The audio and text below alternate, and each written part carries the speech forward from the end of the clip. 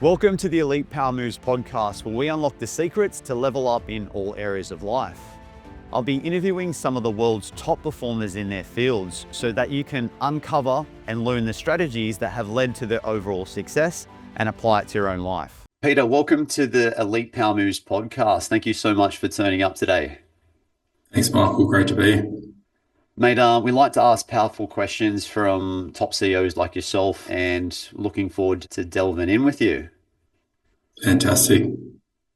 Peter, as a CEO of Leeson Group, how do you maintain personal health and performance and add in 32K runs into your calendar while leading a company at the forefront of renewable energy? Yeah, good question. It sounds bigger than what it actually is, but ultimately, what I've found over the last 2 decades in business, but really the last sort of 5 or 6 years, where the economy's been challenging and technology is growing so rapidly, is energy. It's choosing to not have a drink at night.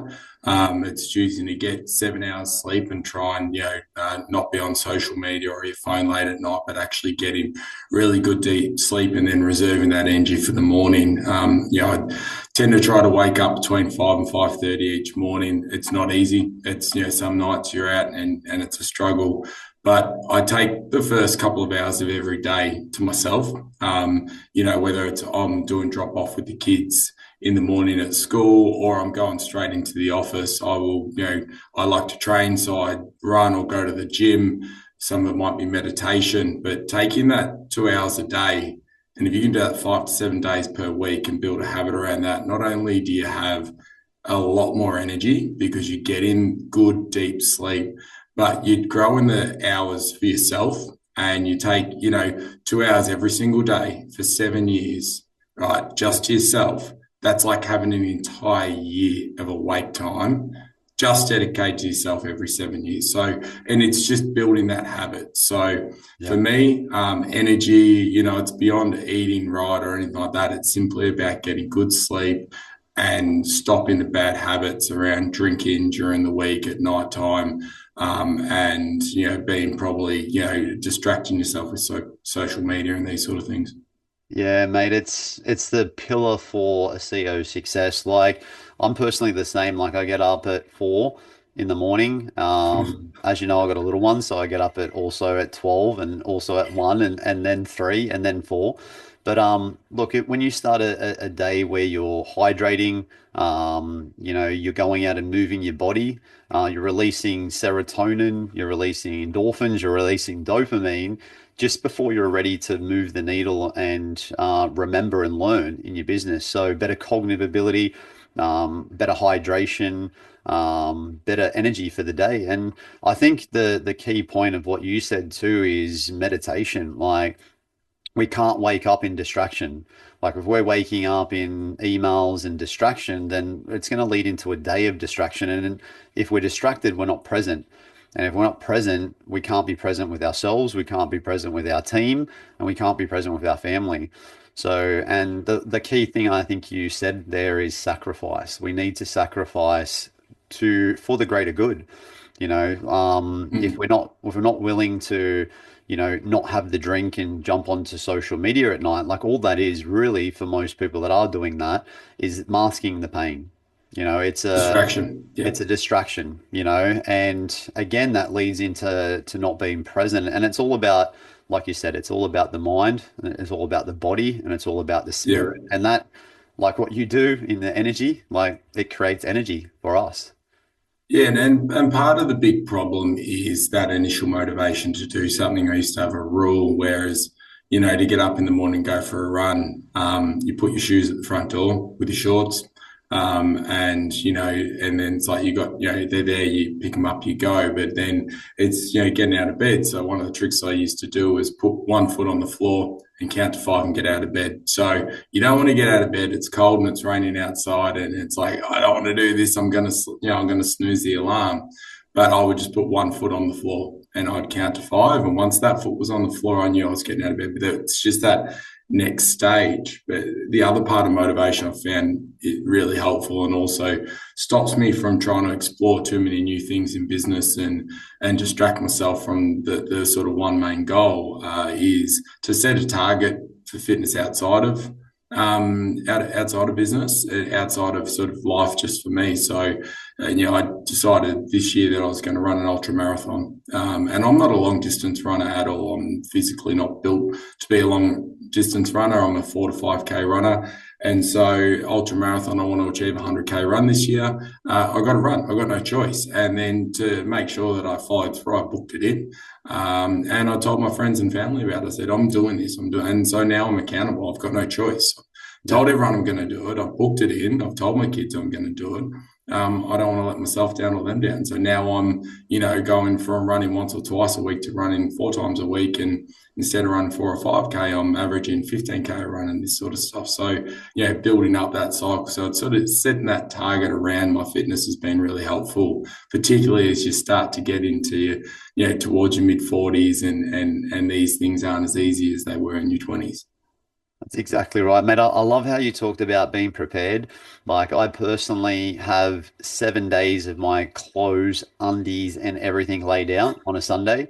I have my micronutrients laid out in the old person pill packets.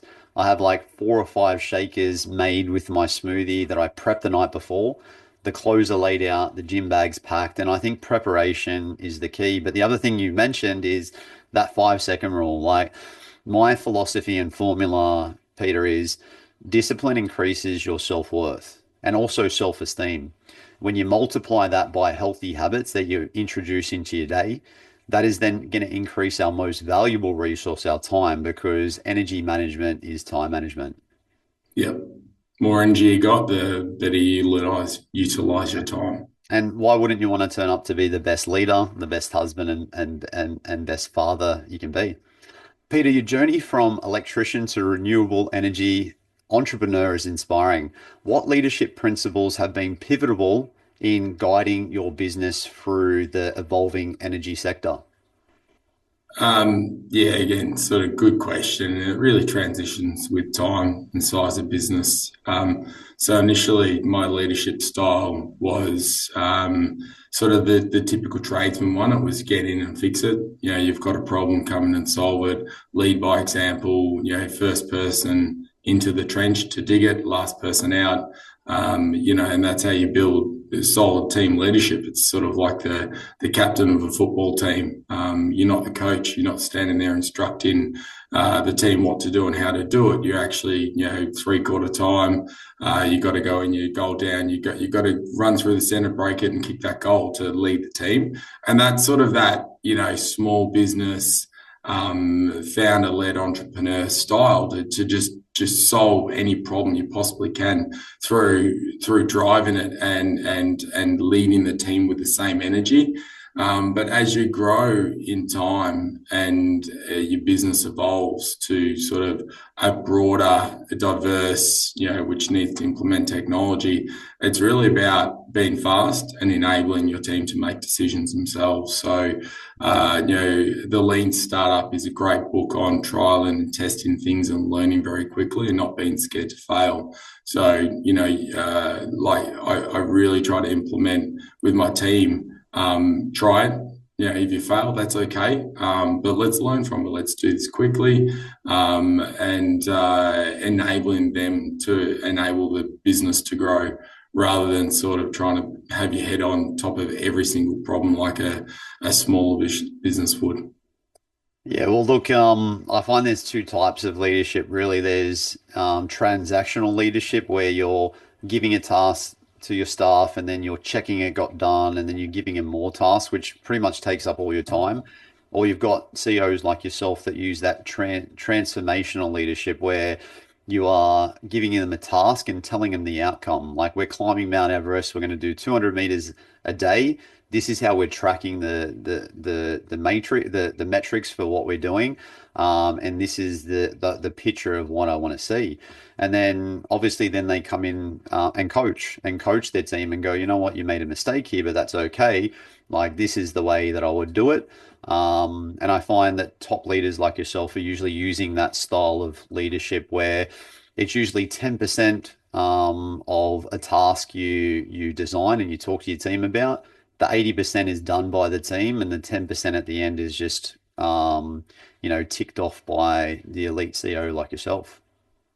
Yeah, it's developing a very simple strategy, like strategies in general for, and like one of our businesses, Volt Solar Tile.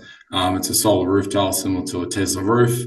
We've been in this game for 10 years. It is an emerging market, and it's not easy for a small startup out of Australia to try and take on the world with that. But the strategy can be complex. But you've got to really simplify it for your team so they can think in the time frames that their brain would function. So, these are the objectives for the year. These are the objectives for your quarter. This is how we're going to go about doing it. And then enabling them to go and do that and then come back with their ideas about what they're learning rather than the whole process trying to manage the way you think it should go. Enabling them to work that out for themselves is super, super important. Yeah, it's a great way of leading your team. Peter, the renewable energy industry often faces significant challenges. Can you share a time where you've demonstrated resilience to overcome obstacles in your business endeavors? God, there's so many. Probably the biggest lesson for me was in the early days of moving into solar farm development. We'd managed to get a number of different projects that had become quite valuable in terms of later stage of development, and we were looking to bring in tens of millions of dollars of funding to build the projects or progress through development to construction. And I'd never really dealt with that sort of level of IP value within an organisation, and a lot of sharks came out, and I've never really had a solid mentor to support me with the business. And, so what we ultimately did was managed a lot of the strategic contract negotiations and legals ourselves. And it ended not in tears, but it was extremely stressful when we were looking to work with companies were just simply looking to take advantage of us and our value.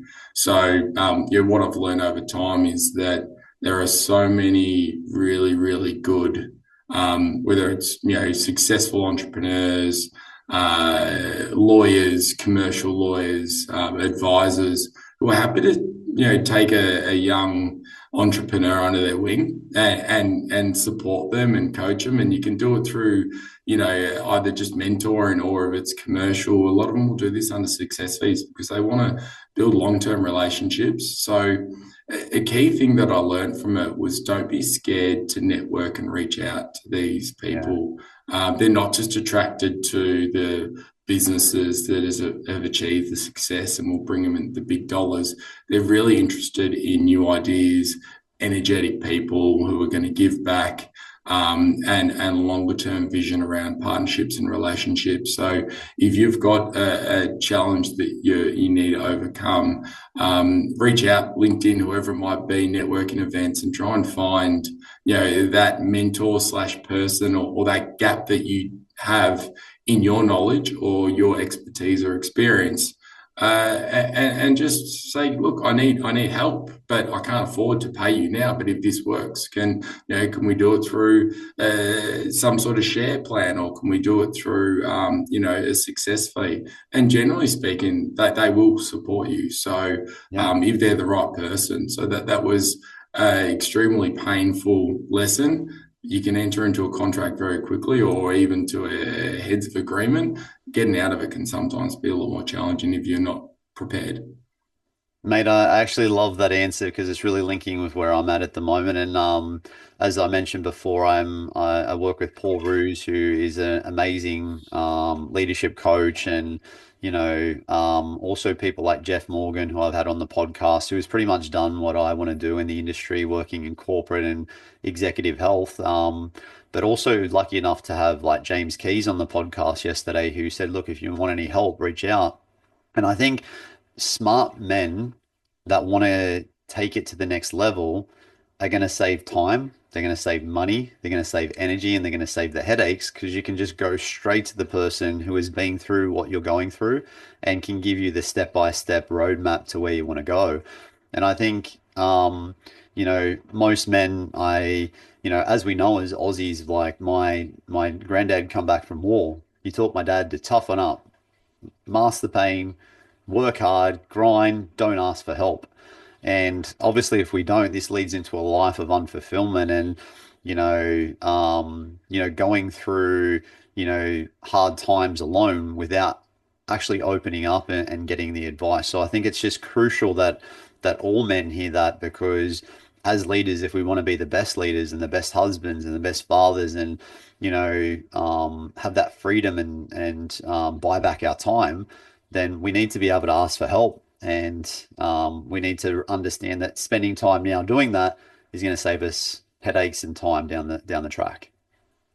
Yeah, it's interesting, across the generations, from sort of like that World War II, being that, we're similar sort of age.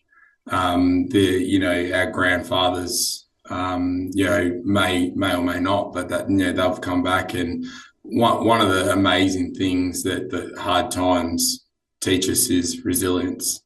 And I believe that's something that we're really lacking in the youth today, is that resilience to it ain't always going to work out and you've got to push through it. And it's something that I've really instilled in my kids, is that drive and resilience. But on the other side too, it's about reaching out when you don't know, you don't understand, and it's okay to fail. My daughter and I went on the Great Victorian Bike Ride late last year through a school. She was 12 years old, rode 330 Ks over 4 days of riding, the longest day 114 Ks, and we're not bike riders. And so there's that level of resilience that you can learn, which is the key thing that that really can come down from your parents and your grandparents. But on the other side too, it's so important to know that there are people that you can reach out to in this societies. And as we grow in social media and the availability to communicate with so many different people so broadly across the world, that you can have that balance of both, that you can reach out to people and learn and grow. And even if it's not, it's simply providing us a mentor or provide a service or some sort of transactional commercial deal that works for everyone, but people are open to it. And it's important that we do it and utilize it through all the media that we have the access to. Yeah, 100%. I love that. I think our legacy is obviously for me, it's passing on healthy habits and resilience. Like even with my son Zane, 7 months, like if he's reaching out to a toy and he's trying to get that little toy, I don't just go and push it to him. I let him reach. I let him try and until he gets it.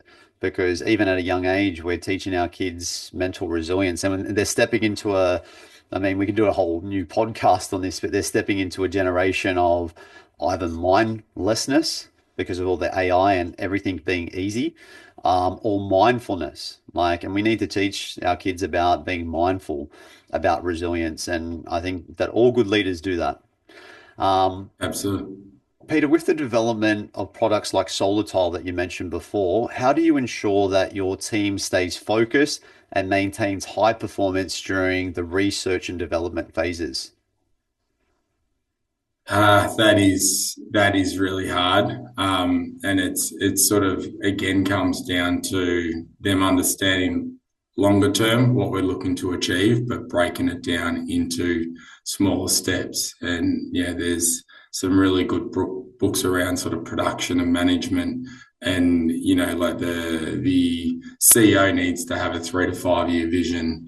The general manager needs to have a 2 year vision. The plant manager needs to have a 6 month vision, and the plant operator needs to have a 1 week vision. So, for a plant operator, it's like make 1,000 widgets this week, and that's their target, and that's what they need to understand.